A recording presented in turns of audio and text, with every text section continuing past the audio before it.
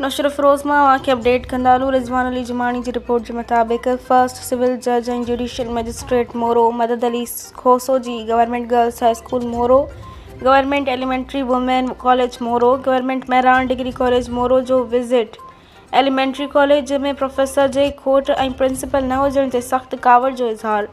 Report पेश करण जो हुकुम कयो वियो। शागिर्दनि पारां जज साहब खे शिकायतूं असांखे नथो पढ़ाए वञे, रोज़ानी अची वापसि वञूं पिया। जज तरफ़ां मौजूदु स्टाफ ते सख़्त कावड़ जो इज़हार। जल्द रिपोर्ट पेश कई वञे। कॉलेजिस में ईंदड़ शागिर्दनि खे तालीम ॾिनी वञे। ही हिननि जे मुस्तक़बिल सां ज़ुल्म कयो पियो वञे।